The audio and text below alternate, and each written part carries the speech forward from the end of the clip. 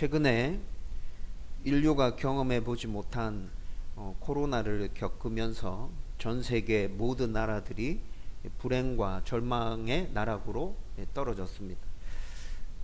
사람은 다 똑같은 것 같아요. 자기가 경험해 보지 못한 아주 특별한 일을 경험할 때 두렵고 또 염려와 근심과 걱정에 휩싸이게 되죠. 뭔가 경험해 본 경험치가 쌓여져 있다면 예측이 가능한데 전혀 경험해 보지 못한 일을 앞에서는 예측할 수 있는 게 전혀 없는 거잖아요. 그래서 이런 무서움과 두려움들 생기는 거, 염려와 걱정이 생기는 건 당연하다는 생각이 듭니다. 코로나를 겪는 동안에 육체적으로 100% 건강한 건 아닐지라도 일상생활을 영위해 가는데 전혀 문제가 없었던 수많은 사람들이 그 질병으로 목숨을 잃었습니다. 제가 좀 찾아보니까 전 세계적으로 코로나 때문에 목숨을 잃은 사람이 전문가들 추측으로는 한 1800만 명 정도 된다라고 얘기하더라고요. 여러분 1800만 명이면 절대로 작은 숫자가 아니죠. 코로나 때문에 그 사람들이 목숨을 잃었어요. 직장을 잃는 사람들도 엄청나게 많았고요. 우리들의 모든 관계가 거의 3년 가까이 단절되다시피 했죠. 그리고 아무것도 할 수 없는 상황에서 뭔가 새로운 질병을 겪으면서 예측되는 것도 없고 우리가 그 질병에 대해서 어떻게 대처해야 되는지 아는 것이 아무것도 없는 상황에서 그냥 쉬리하고 좌절하고 낙심해서 앉아있는 모습들, 우리는 그 모습들을 지난 3년간 봐왔고 우리가 그 과정들을 지나왔었습니다. 해외에서 있었던 일들인데요. 코로나를 겪으면서 어린 한 아이가 코로나 때문에 할머니를 잃었어요. 그리고 할머니를 잃고 난 다음에 한 달이 지나서 자기 엄마까지 코로나로 잃게 되었습니다. 아빠와 아이 둘만 이 세상 가운데 이제 남게 되었는데 그 아이가 하루하루 지날 때마다 염려와 근심 가운데 아빠에게 계속 물어본다는 거예요. 다음에는 누가 죽을 차례죠? 아빠예요? 저예요? 여러분 실제로 있었던 일이에요. 3년 동안 얼마나 불안했고 무서웠고 초조했습니까? 지금은 익숙해졌기 때문에 그냥 독감 정도로 생각하고 넘기고 있지만 코로나가 처음 시작되었을 때 여러분 혹시나 그 질병에 걸려서 나로 말미암아 다른 사람들에게 이 질병이 퍼져나가는 건 아닌가 진짜 불안하고 초조했었죠. 작년 이맘때 우리 교회 코로나가 휩쓸고 지나갔었는데 그때는 이미 많은 경험치들이 쌓여져 있음에도 불구하고 한 교회를 담임 목회하고 있는 제 마음은 정말 힘들고 어려웠어요. 어떻게 설명할 수가 없었어요. 여러분 이런 일들을 겪을 때마다 우리는 질문하기 시작합니다. 신은 존재하는 게 분명히 맞는가? 그런데 왜 이런 일이 생기지? 악한 사람도 아니고 그냥 평범하게 일상을 살아가던 사람들이 왜 그렇게 죽어야 되는 거지? 그 아이가 죽음 앞에서 왜 그런 염려와 걱정을 하고 있어야 하는 거지? 묻기 시작하죠. 여러분 좀 더 자세하게 하나의 사건들을 들여다보면 2001년도에 9.11 테러 사건이 있었습니다. 여러분들이 이 사건을 기억하고 있을 겁니다. 테러 역사상 가장 많은 사람들이 이 사건 한 번으로 죽었어요. 3,000명 정도가 죽었고 여러분 더 놀라운 사실은 구조 활동을 펼치던 소방관들 그리고 공무원들이 구조 활동 중에 400명이 넘는 사람이 숨져갔습니다. 2004년도에 인도양에서 엄청난 해일이 일어나서 인도네시아를 뒤덮었죠. 인도네시아, 미얀마, 태국, 동남아시아에 있는 여러 국가들이 이 해일로 심각하게 피해를 입었습니다. 이때 사망한 숫자만 30만 명이 넘습니다. 실종된 사람들 5만 명이 넘고요. 이재민이 170만 명 발생했습니다. 2011년도에 동일본 해에 지진이 일어나서 우리가 후쿠시마 원전의 사고로 잘 기억하고 있죠. 여러분 이 해일로 인해서 일본 사람 3,000명이 목숨을 잃었고요. 엄청난 재산의 손실이 있었죠. 후쿠시마 원전이 폭발해서 지금까지도 그 영향이 우리 가운데 미쳐지고 있죠. 해외에서만 이런 일들이 있었습니까? 2014년도에 세월호 사건이 있었고요. 2020년도에는 정인이 사건으로 알려진 비극적인 사건이 우리 사회에서도 일어나고 있었죠. 여러분, 이 사건들 접할 때마다 정말 치밀어 오르는 분노가 생기지 않습니까? 왜 이런 일을 당해야 되지? 그들이 악한 사람이 아니잖아요. 그냥 평범하게 일상을 살아가던 사람들이었잖아요. 하나님 지금 뭐 하시는 거야? 하나님 왜 이런 일들을 우리 가운데 허락하시지? 여러분, 이런 생각들 한 번쯤 해보지 않았습니까? 2014년 세월호 4월 16일 수요일이었습니다. 여러분, 그날 저는 생생하게 기억이 납니다. 그때 부산 성시화 운동이 한참 부산 안에서 일어나고 있었어요. 부산의 기독교 인구가 5% 6%밖에 되지 않는데 어떻게 열심히 좀 마음을 모아서 10%까지 한번 끌어올려 보자. 그 취지를 가지고 부산 성시화 운동이 교회 안에서 막 일어나고 있었어요. 그래서 그 성시화 운동을 위해서 이날 부산 지역에 있는 목사님과 장로님들이 부정교회에 모여서 기도회를 열었어요. 아침에 그 기도회를 참여하기 위해서 교회 버스를 타고 그곳으로 이동하던 중에 세월호가 뒤집어졌다는 뉴스를 접하게 되었습니다. 여러분, 아침에 기도회에 가는데 그 뉴스를 버스 안에서 들었을 때는 별일 아니라고 생각했어요. 가끔씩 배 뒤집어지고 전복되고 이런 일들은 있으니까 우리나라 경찰들이 해양경찰들, 해양구조원들이 가서 다 건져내고 사건은 그렇게 일단락 될 것이다 생각했죠. 여러분, 기도회를 마치고 점심 식사까지 다 마무리하고 오후에 교회로 돌아오는 버스 안에서 접하게 된 뉴스는 그게 아니었어요. 굉장히 심각했죠. 여러분, 이때 제가 사역하고 있었던 교회는 호산나 교회였고 교육부 총괄로 사역하고 있었어요. 호산나 교회는 한 60명 정도 되는 교육자들이 한 공간 안에서 책상 다 이렇게 나눠 앉아서 그렇게 사역하는 구조였는데, 여러분, 그렇게 버스 안에서 돌아가면서 이 소식을 접하고 난 이후에 교육자들이 전부 사무실에 들어가서 앉았죠. 아무 일도 못하고 그냥 전부 다 뉴스만 보고 있는 거예요. 각자 책상에 앉아서 컴퓨터를 켜고 뉴스만 보고 있습니다. 교육부 총괄이었다고 말씀드렸죠. 제 주위에는 교육부 교육자들 책상이 이렇게 쭉 둘러 있었는데 제 책상 맞은편에 고등부 담당 목사의 책상이 있었어요. 고등부 담당 목사가 혼잣말로 계속 중얼거립니다. 애들 다 죽는다. 애들 다 죽는다. 애들 다 죽는다. 그 얘기를 혼자 계속 중얼거리면서 내뱉는데, 그러면서 수요 기도에 들어갈 때까지 몇 시간 동안 자리에 주저앉아서 계속 울고 앉아 있는 거예요. 애들 다 죽는다. 애들 다 죽는다.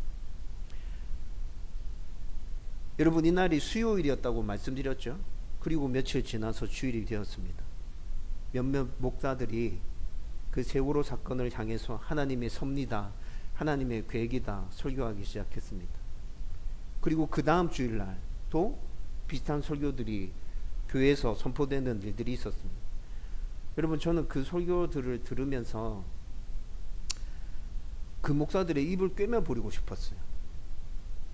세월호 사건을 이용해서 한 달쯤 지나고 난 다음에 정치인들이 쏟아냈던 말들 기억하시죠? 유튜버들이 쏟아냈던 그 말들.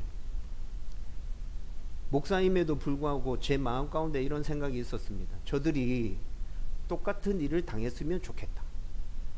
여러분, 목사지만 이런 마음이 진짜 있었어요. 그리고 몇 달 동안 하나님 앞에 예배 드릴 때마다 기쁜 마음으로 예배 드리지 못했었어요. 늘 마음 한켠에 하나님 왜 그러셨습니까? 하나님 왜 그러셨죠? 진짜 애들이잖아요. 걔들 아무 잘못 없잖아요. 하나님 왜 그러셨어요? 몇 달 동안 예배 자리에 앉을 때마다 마음 한켠에서 이 질문이 계속 쏟아지는 거예요. 여러분, 제가 하나님 믿지 않아서 이 질문을 했겠어요? 여러분, 하나님이 누군지 몰라서 예배 드리는 그 자리에서 기쁨이 없었던 거예요? 그런 거 아니죠. 기독교 교리 중에 분명히 죄에 대한 형벌의 교리가 있습니다. 구원받은 성도도 자신의 죄로 고통과 어려움을 당한다고 성경은 우리 가운데 말씀해 주고 있습니다. 그리고 이 세상의 모든 일은 희극이든 비극이든 하나님의 섭리와 계획 안에 있는 게 분명히 맞습니다.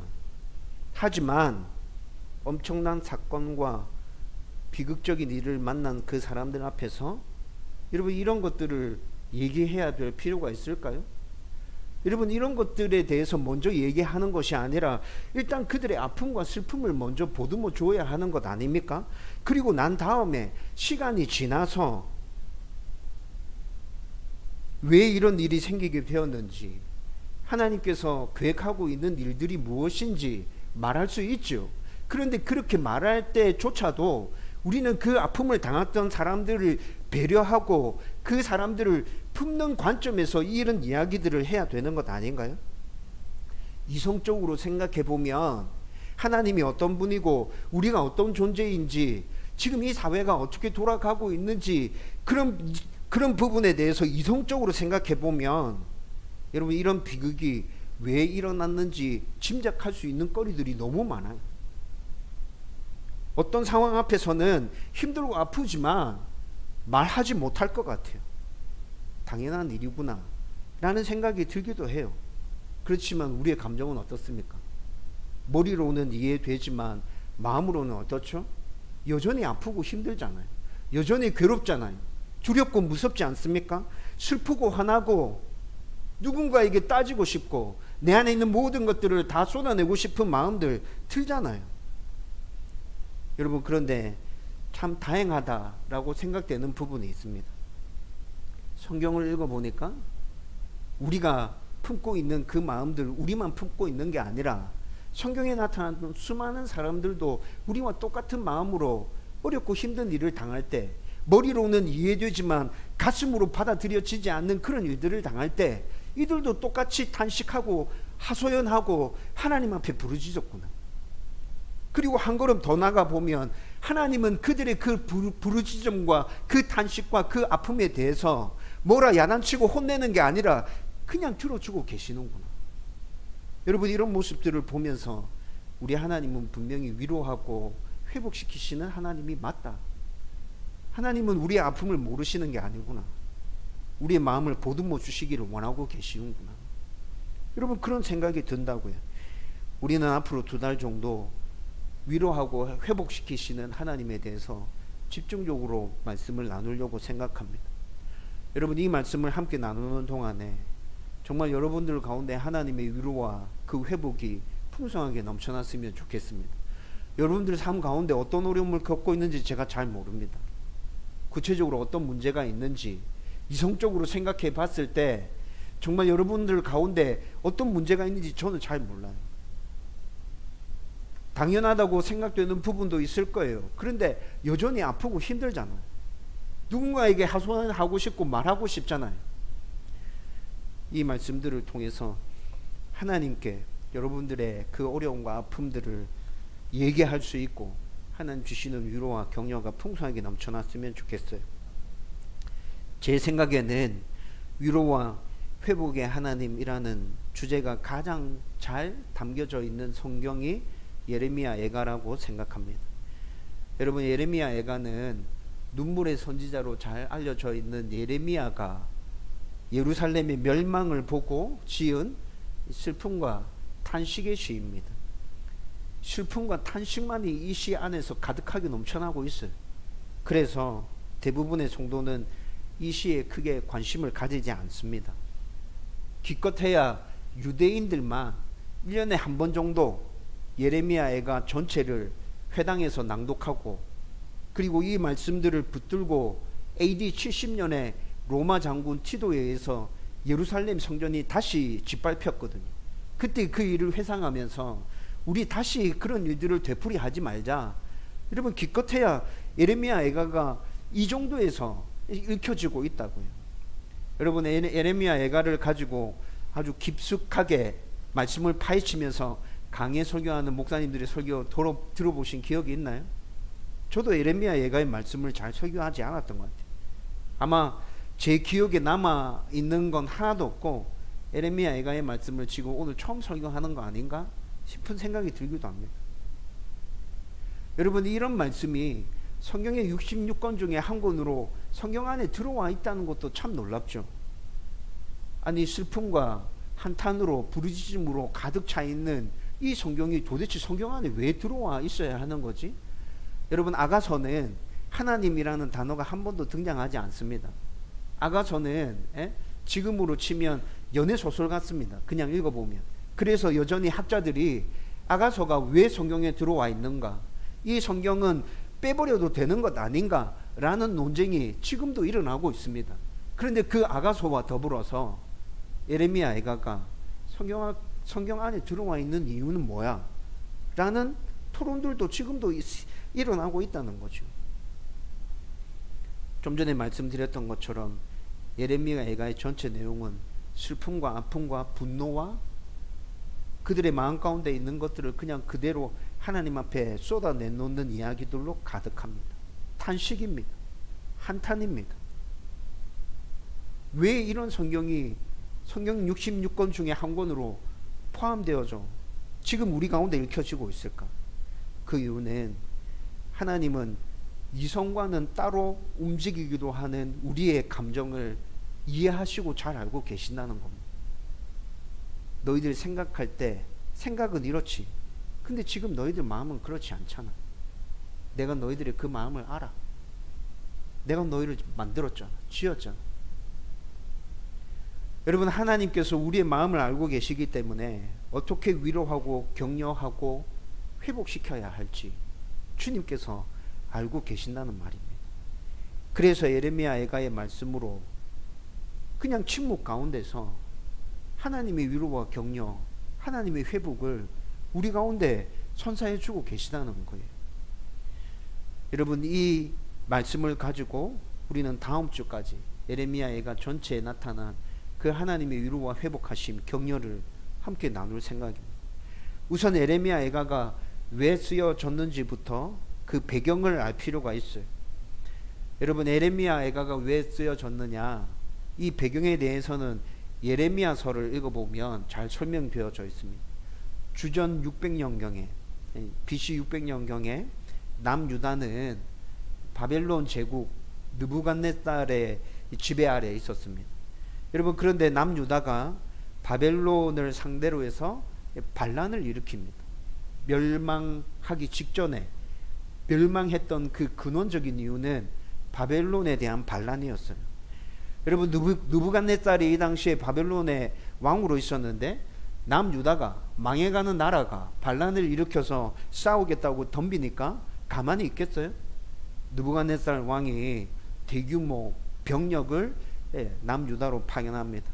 그리고 이 대규모 병력이 예루살렘 성을 18개월 동안 포위해버립니다. 여러분, 그런데 이 포위는 우리가 생각하는 그냥 대충 포위하는 게 아니라 아주 철저하게 포위해서 단 한 사람도 성에서 나오고 들어가지 못하도록, 짐승 한 마리도 나오고 들어가지 못하도록 18개월 동안 그렇게 예루살렘을 포위하고 감싸고 있었어요. 여러분, 이 포위 기간 동안 예루살렘 안에서는 진짜 비극적인 일들이 일어납니다. 굶주림으로 사람들이 죽어나가기 시작하고요. 질병이 퍼져서, 전염병이 퍼져서 성 전체가 황폐화되어 갑니다. 굶주린 아이들이 엄마 품에서 죽어가고 있고, 어른들은 그 배고픔을 이기지 못해서 자기 아이를 잡아먹는 일까지 생깁니다. 여러분, 성경에서 이야기 읽었죠? 네. 오늘은 내 아이를 먹자, 내일은 너 아이 내놔라. 여러분, 이런 일들이 그냥 이야기가 아니에요. 이때 있었던 일들이에요. 여러분, 정말 하나님을 닮은 자유의지, 생각하는 능력, 이런 것들은 이때 예루살렘 성 안에 있었던 그 유다 백성들 사이에서 다 사라지고 없었어요. 약육 강식의 본능적인 부분만 살아남아서 짐승의 세상이 그 안에서 펼쳐지고 있었다는 것입니다. 18개월이 지난 후에 바빌론의 군사들이 예루살렘 성을 함락시킵니다. 그렇게 함락되고 난 이후에는 부녀자들이 겁탈당하고 노인과 어린아이들이 무참하게 학살되어서 죽어나갑니다. 이뿐만이 아니라 이스라엘 백성들이 그토록 중요하게 여겼던 예루살렘 성전이 이들의 발 밑에 짓밟히게 되고 성전 안에 있던 모든 성전의 기물들이 약탈당합니다. 예루살렘 성 전체가 불태워지고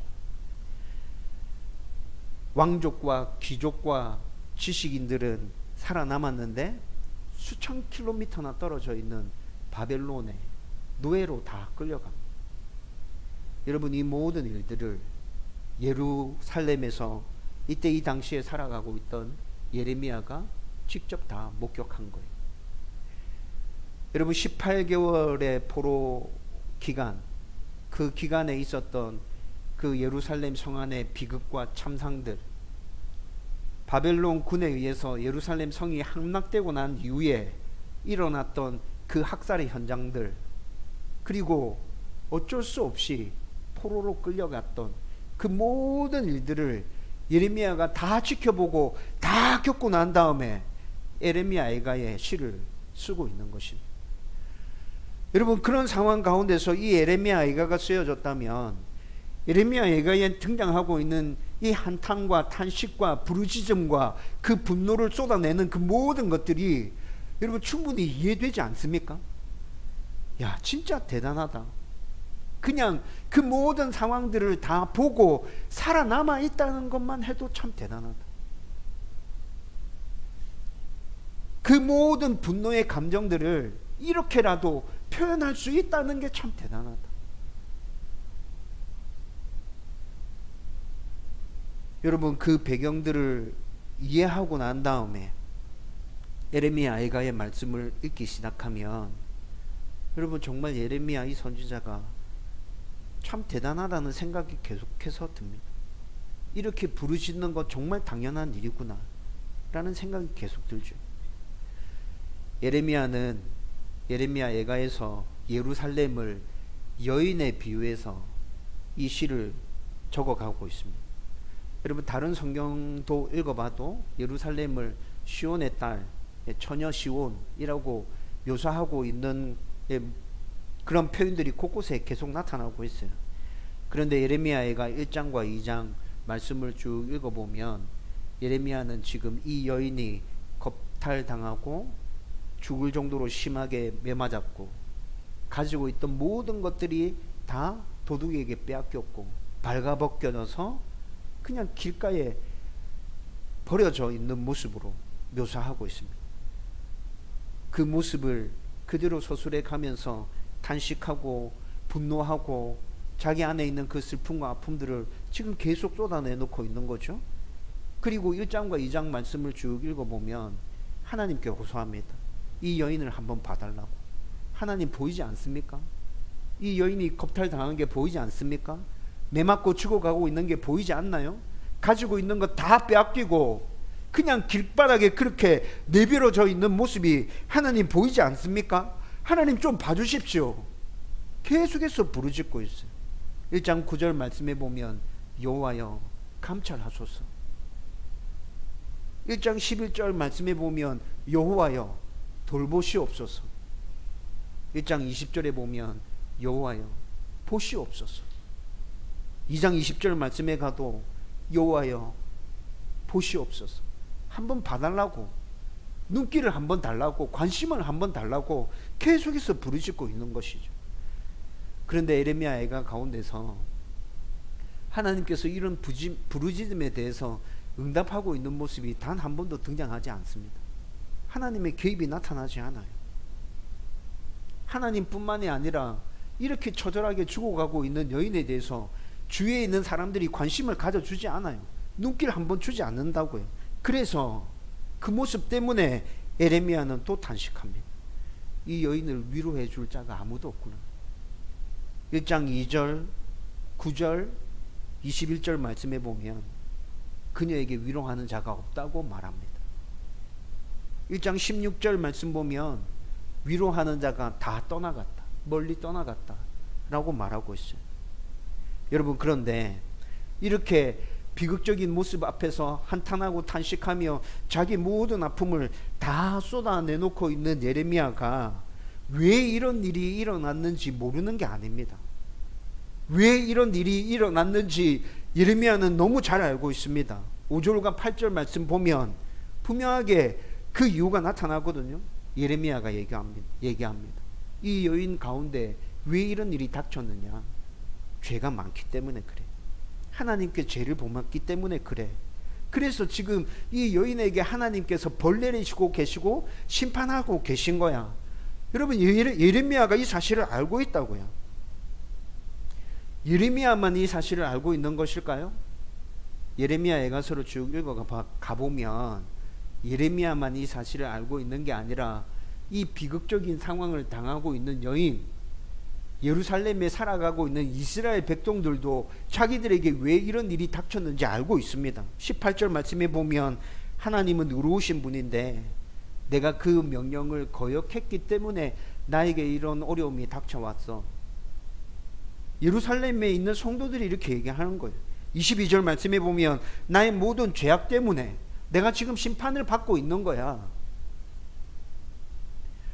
여러분, 이것이 이해되어지고 이 사실이 분명히 인지되고 있음에도 불구하고 여러분, 이들이 겪고 있는 아픔과 슬픔과 그 두려움은 사라지지 않는다는 것이죠. 마음 한 구석에서 분노가 치밀어 오른다는 것입니다. 여러분, 이런 감정은 사람이라면 자연스럽게 일어나는 감정 아닙니까? 여러분, 예레미야만 이 사실을 알고 있고 이때 이 당시에 예루살렘 안에서 살았던 유다 백성들만 이 사실을 알고 있는 건가요? 우리도 성경을 통해서 이들이 왜 이런 어려움을 겪고 있는지 충분히 이해하고 알고 있잖아요. 하나님은 아담과 하와를 창조하시고 또 아브라함을 당신의 백성으로 선택하고 난 이후에 계속해서 하나님의 자녀들, 하나님의 백성들에게 말씀하시면서 경고하십니다. 죄를 짓지 마라. 내가 말하는 것 잘 듣고 순종해라. 그러면 내가 너를 떠나지 않고 함께 해줄 거야. 복 줄 거야. 너희들은 잘 살게 될 거야. 그런데 만약 내가 너희들에게 얘기한 이거 지키지 않으면 내가 너희들을 심판할 거야. 매를 들고 때릴 거야. 가만 내버려 두지 않아. 정신 똑바로 잘 차려야 돼. 하나님께서 구약 성경에서 계속 당신의 백성들에게 이렇게 말씀을 전달해 주지 않습니까?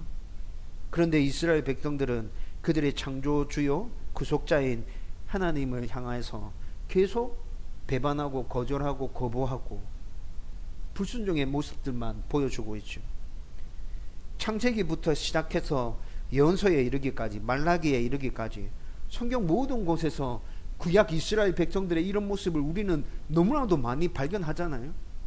여러분, 구약 이스라엘 백성들 가운데 이런 모습이 나타났던 최절정이 저는 출애굽해서 광야에서 40년 세월이라 생각합니다. 여러분, 광야 40년 세월 동안 이들은 매일같이 구름 기둥과 불 기둥을 눈으로 목도하고 있었습니다. 애굽에서 탈출할 때 하나님께서 베푸신 그 10가지 재앙들을 직접 눈으로 다 확인했다고요. 홍해 도화를 하나님의 은혜 가운데서 그렇게 그 홍해를 걸어 나와서 이 광야에서 지금 이들이 하나님 은혜 가운데 살아가고 있는 것이라고. 근데 그 40년 세월 동안 이스라엘 백성들이 어떻게 하죠? 여러분, 저는 40년 세월 동안 하나님께서 이스라엘 백성들에 대해서 참고 견디고 인내하시고 그들을 먹이시고 입히신 그 사건이 정말 놀랍게 느껴집니다. 하나님이 아니라면 그 누구도 이스라엘 백성들에 대해서 이렇게 할 수 없었구나. 하나님이었기 때문에 그들에게 계속 사랑을 베풀고 참고 인내하고 견딜 수 있었구나. 여러분, 우리가 성경을 봐도 이스라엘 백성들이 당하고 있는 이 아픔과 슬픔은 너무 당연한 것이라고 느껴지고 받아들여져요. 니네들이 그랬으니까. 여러분, 그런데 그렇다 하더라도 이 상황에서 사필 규정이니 인과응보니 이런 것들을 언급하면서 니네들이 그랬으니까 당연한 일 아니야? 라고 말할 수 있겠습니까? 그냥 이 사건은 이스라엘 백성들에게 있었던 일이고 나와는 아무 상관없는 일이고 아주 오래전에 그냥 소설 같은 일이야 라고 그냥 그렇게 치부해버리고 넘길 수 있겠어요? 절대 그럴 수 없어요. 왜 그래요? 여러분, 에레미야 애가에 나타나고 있는 이런 비극과 아픔과 슬픔들은 이성적으로 이해된다고 하더라도 슬프고 아프고 두렵고 분노하는 그 일들, 우리도 삶 가운데서 계속 똑같이 만나기 때문에 그냥 무시할 수 없다는 거예요. 저와 여러분들의 삶 가운데서도 여러분 그 원인과 이유들을 따지고 들어가 보면 왜 이런 일이 생겼는지 충분히 납득할 만하고 받아들여질 수 있는 일들임에도 불구하고 아프고 힘든 일들이 얼마나 많아요. 우리 안에 분노가 치밀어 오는 일들이 얼마나 많습니까? 이것뿐만이 아니라 사필 규정이고 인과응보의 개념에서 그냥 당연한 심판이구나 라는 생각이 들 때에도 하박국 선지자가 하나님께 던졌던 그 똑같은 질문이 우리 안에도 있잖아요. 여러분, 하박국 선지자가 하나님께 던졌던 질문은 뭡니까? 하나님, 내가 이런 심판을 받아야 된다는 거 이해됩니다. 할 말 없습니다. 근데 하나님, 왜 저보다 훨씬 더 악한 자들을 통해서 저를 심판하시는 거죠? 여러분, 하박국 선지자의 질문이 이것이었거든요. 나보다 착하고 나보다 좀 더 괜찮은 사람을 통해서 나를 심판하신다면 할 말 없이 진짜 그 심판 다 받아들일 수 있을 것 같아요. 근데 왜 나보다 더 악한 자들을 통해서, 여러분, 나보다 훨씬 더 악한 자들을 통해서 내가 심판 받을 때 어떤 일이 일어나죠? 심판과 아무 상관없는 부분에 대해서 그들이 나를 짓밟습니다. 악한 자들이 이스라엘 백성들을 심판한다고 들어왔을 때 심판과 아무 상관없는 어린아이들과 노인들, 여인들, 병자들 다 죽어나가잖아요. 그리고 이들의 학살 가운데 살아남은 자라 할지라도 그 공포와 트라우마 가운데 몇십 년 동안 살아가면서 그 아픔을 고스란히 견뎌내야 하는 것이죠. 하박국 선지자가 지금 이런 의문을 품고 하나님께 질문하고 있는 것입니다. 나보다 더 선한 자라면 괜찮겠는데 왜 나보다 더 악한 자예요, 하나님? 여러분, 하박국 선지자의 이 질문에 대해서 하나님께서는 그냥 나의 섭리 가운데서 일어나는 일이야. 이 세상 만물은 모두 다 나의 다스림과 통치 안에 있어. 그래서 내가 그렇게 하는 거야 라고 대답해 주시죠. 여러분, 우리가 알 수 있는 건 그 정도입니다. 거기까지입니다. 여러분, 만약에 하나님께서 인간 세상 만물의 모든 관계들, 사람들과의 모든 관계들 다 통틀어서, 그리고 시간과 공간의 개념까지 다 통틀어서 이 세상의 역사와 하나님께서 이끌어 가시는 그 구속자에 관련된 거 모두를 다 통틀어서 왜 이런 일들이 일어나는지에 대해서 우리에게 정확하게 답해 주신다고 해도 저와 여러분들이 그 하나님의 답에 대해서 이해할 수 있겠어요? 받아들일 수 있겠어요? 제가 생각하기로는 하나님께서 그렇게 답 주신다면 우리의 머리가 터져버릴 거예요. 이해할 수 없을 거예요. 도무지 하나님께서 무슨 말 하는지 우리는 그걸 납득하지 못한다고요. 그래도 하나님의 심판이라는 걸 잘 알아도 악인들에게 짓밟히고 있는 모습들을 보면 마음이 불편해집니다. 짓밟히고 있는 그들이 불쌍하게 여겨집니다. 그래서 우리는 더더욱 예레미야 애가에 나타나고 있는 이 부르짖음과 탄식에 귀를 기울일 수밖에 없다는 거예요. 한 가지를 더 살펴보면 이게 굉장히 중요한 포인트이죠.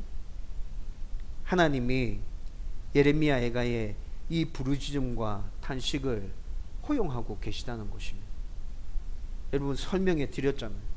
예레미야 애가의 이 부르짖음과 탄식들, 이것이 있게 된 그 배경이 어땠는지 설명해 드렸죠. 이해되죠? 여러분, 그것들을 머리로 이해하면 심판받아도 당연한 것이구나, 이들은 할 말이 없구나, 근데 왜 예레미야 애가에서 이렇게 부르짖고 탄식하고 한탄하고 있지? 이런 생각이 들 수도 있습니다. 근데 지금 하나님께서는 어떻게 하고 계시다는 거예요? 이 부르짖음과 탄식에 대해서 아무 말씀도 하고 있지 않아요. 허용하고 계시다는 것이죠. 너희들의 아픔을 얘기해, 말해, 부르짖어. 여러분, 우리가 이해한 대로라면 하나님께서 어떤 모습을 보여야 맞는 거죠? 조용히 해. 니네들이 지금 그렇게 해서 일이 일어난 거잖아. 무슨 할 말이 있다고. 입이 10개라도 니네들은 할 말 없어. 그냥 견뎌. 내가 이거 끝낼 때까지 너희들 그냥 견뎌. 이렇게 얘기하실 법도 한데 하나님께서 그렇게 하시지 않는다는 거예요. 하나님은 자주 어떤 이의 상황이나 문제보다는 그의 아픔과 부르짖음과 탄식을 집중해서 보실 때가 많다는 겁니다. 여러분, 다윗의 탄원시를 한번 보십시오. 욥의 한탄과 탄식을 한번 보십시오. 하나님은 이런 부르짖음과 탄식을 금하거나 혼내지 않습니다. 야단치지 않습니다. 왜 그렇죠? 앞서도 말씀드렸는데 하나님은 우리의 마음을 알고 계세요. 머리와 똑같이 움직이지 않는 우리의 마음을 하나님은 잘 알고 계신다. 우리 안에 일어나는 아픔과 슬픔과 그 분노들을 그 누구보다도 하나님 잘 알고 계신다.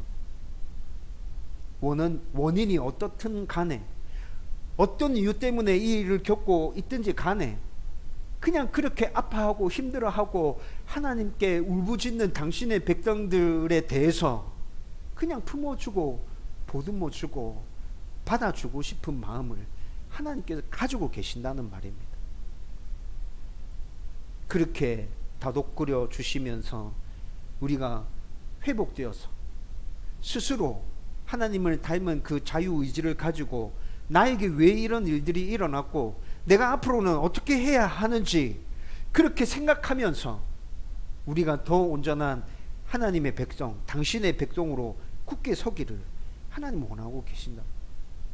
그래서 하나님은 우리의 아픔과 우리의 어려움을 만져주시는 거예요.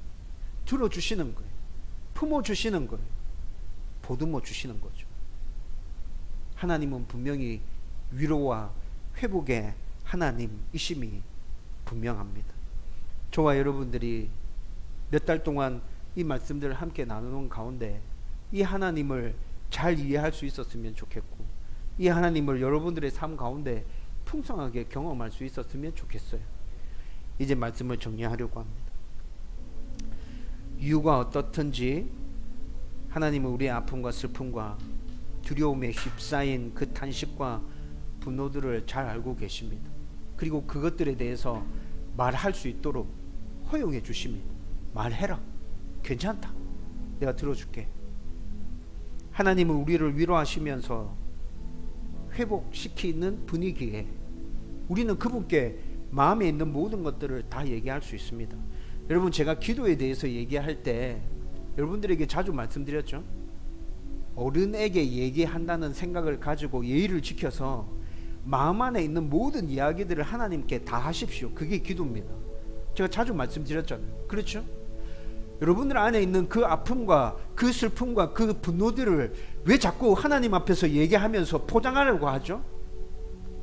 우리 하나님은 여러분들이 포장한다고 해서 그 마음 안에 들어있는 진심이 무엇인지 모르는 분이 아닙니다. 다 알고 계시죠. 얼마나 아픈지, 얼마나 힘든지, 얼마나 큰 분노가 가슴 안에 가득 채워져 있는지 하나님 다 알고 계신다고요. 그냥 예의를 갖춰서 하나님께 얘기하세요. 제 마음이 이렇습니다. 왜 일어났는지 알겠는데 하나님, 근데 제 마음은 이래요. 아파요. 힘들어요. 화나요. 하나님 좀 도와주세요. 여러분, 이 모습이 진짜 하나님 앞에 진실된 우리의 모습 아닙니까? 이렇게 나아갈 때 하나님이 우리를 어루만져 주신다고요. 우리를 보듬어 주시고 품어 주신다고요. 이렇게 얘기해 드려도 진짜 어떻게 하나님께 나가야 되는지 모르겠다면 여러분, 그냥 전지전능하시고 좋으신 아버지 하나님이라는 생각을 가지고 여러분들이 그 답답하고 무거운 마음을 가지고 그냥 하나님 앞에 잠잠히 침묵하면서 하나님을 묵상하고 생각하십시오. 하나님께서 우리 가운데 위로하시고 격려하시고 새롭게 힘을 부어주시는 거 경험하게 될 겁니다. 아무 말 하지 않고 그냥 하나님께 집중해서 잠잠히 기다리고 있을 그때조차라도 하나님이 나의 가운데 찾아오시는 거 여러분들 경험하게 될 거예요. 저는 이 은혜가 이 경험이 저와 여러분들의 삶 가운데 풍성하게 넘쳐나기를 진심으로 주님의 이름으로 축원합니다.